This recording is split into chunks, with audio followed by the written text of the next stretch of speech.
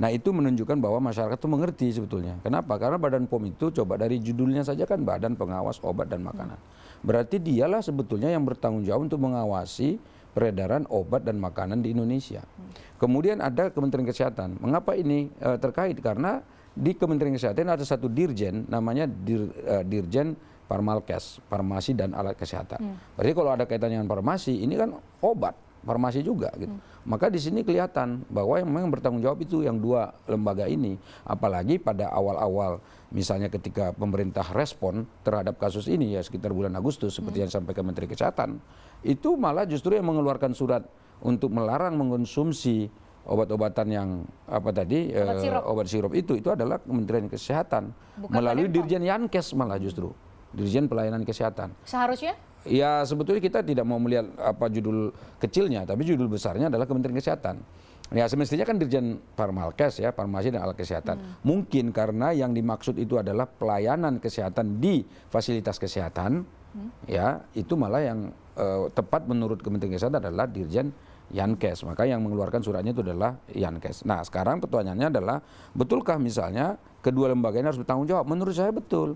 Terutama Badan POM. Kenapa bertanggung jawab? Karena ketika obat-obat itu dikatakan mengandung unsur tali etilen glikol, kemudian dianggap itu berbahaya, mestinya ini kan bisa dicegah. Kenapa? Karena yang memberikan izin untuk edar dari obat-obatan itu dan juga makan itu adalah Badan POM.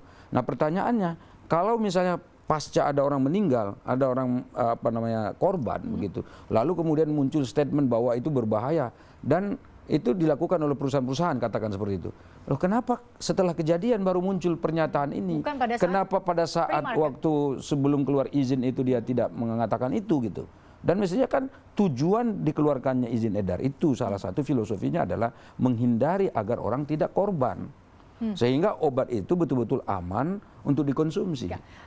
Sama dengan vaksin juga Mbak. Misalnya vaksin kemarin kan ada emergency use authorization. Itu kan izin edar yang darurat. Ya.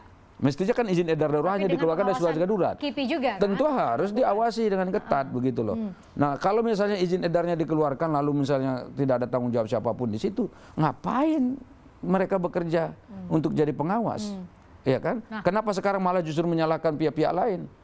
Gitu loh. Nah menurut saya pihak kepolisian dalam hal ini tadi sudah disampaikan, menurut saya memang harus masuk pada unsur itu. Maka pertanyaan kita dalam malam ini, apakah berhenti di sini? Tidak bisa berhenti di sini.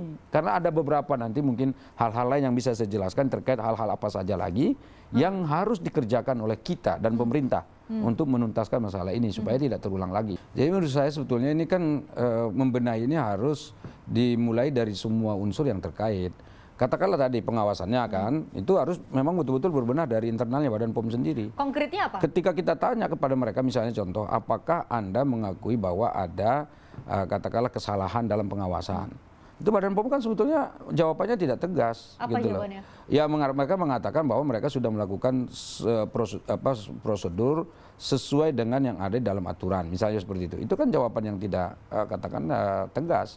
Nah sementara kita menduga dan mencium tadi ada kalau misalnya betul ada maladministrasi, maladministrasi kalau misalnya menelan korban jiwa itu kan jadi kesalahan yang tidak sederhana.